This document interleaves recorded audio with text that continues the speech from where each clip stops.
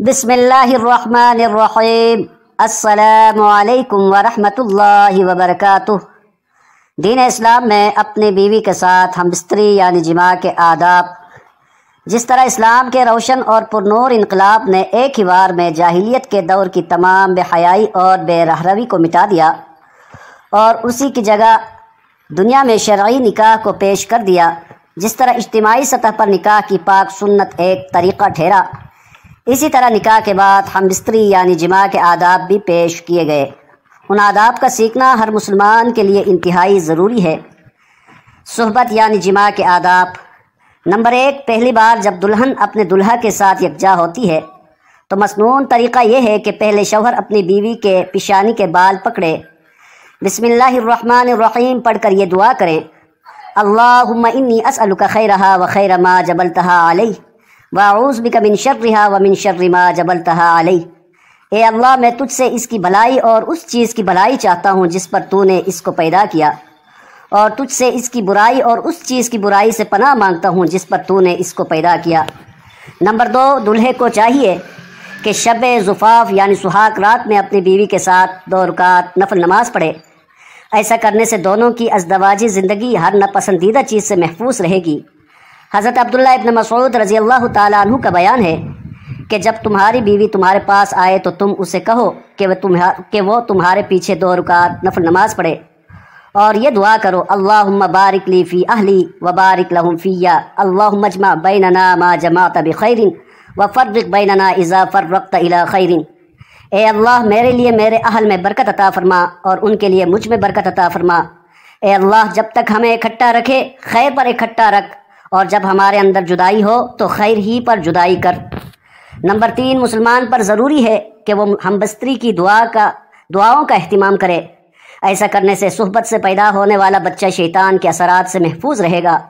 हज़रत अब्दुल्लाह इब्न अब्बास रज़ी अल्लाह ताला अन्हु से मरवी है कि नबी करीम सल्लल्लाहु ताला अलैहि वसल्लम ने इरशाद फरमाया, अगर तुम में से कोई अपनी बीवी से जिमा करने से पहले ये दुआ पढ़ ले, बिस्मिल्लाहि अल्लाहुम्मा जन्निबना शैतान व जन्निबिश शैतान मा रज़क़तना। ए अल्लाह, तू हमें शैतान से महफूज रख और तू हमें जो औलाद अता कर उसे भी शैतान से बचाना। तो उनके यहाँ जो बच्चा पैदा होगा शैतान उसे कभी ज़रर नहीं पहुँचा सकेगा। नंबर 4, जिमा के शुरू में बिस्मिल्लाहिर्रहमानिर्रहीम पढ़ना ज़रूरी है, उसमें बहुत ज़्यादा बरकत है, और या वो दर्ज झैल दुआ पढ़ ले। नंबर 5, जिमा के वक़्त बिल्कुल नंगा होना ममनू है। इससे मियाँ बीवी और बच्चे को नुकसान पहुँचने का अंदेशा होता है। मियाँ बीवी अपने ऊपर कोई पर्दा वगैरह डालकर सुहबत करें, अपनी इंसानी करामात का ख्याल रखें। नबी करीम सल्लल्लाहु ताला अलैहि वसल्लम का इरशाद है कि जानवरों की तरह अपने आप को बरहना न करो। नंबर 6, हैज़ यानी औरत को माहवारी का खून आना और निफास विलादत का खून की हालत में बीवी के साथ जिमा करना हराम है, इसलिए कि हैज़ के माना पलीदी या ज़ख्म के हैं। इन दिनों में हाइज़ा औरत रहम का नापाक खून गिराती है, जिससे दर्द और तकलीफ़ भी होती है। इन दिनों में बीवी के साथ जिमा मर्दों के लिए बहुत सी बीमारियों का सबब बनता है और औरत के लिए भी नुकसानदेह है। इसी तरह निफास और विलादत के बाद नापाक खून निकलता है। ऐसी हालत में भी औरतें सख्त अजियत से गुजरती हैं। ऐसे में भी मर्द और औरत का सोहबत करना सख्त नुकसानदेह है। इसके अलावा एक साथ सोना, खाना वगैरह जैसे उमूर सब जायज़ हैं, दौरे जाहिलियत की तरह नहीं कि जिसमें अय्याम हैज़ व निफास में बीवी से नफ़रत की जाती थी। नंबर 7, अपनी बीवी के साथ पीछे की तरफ यानी पखाने की जगह सुहबत करना गुनाह कबीरा है, बहुत बड़ी बेशर्मी की बात है। ऐसा काम जानवर भी नहीं करते। इसी गुनाह की वजह से कौम लूत हलाक हुई। नबी करीम सल्लल्लाहु ताला अलैहि वसल्लम का इरशाद मुबारक है कि वो शख्स लानती है जो अपनी बीवी से पीछे की तरफ से जिमा करे।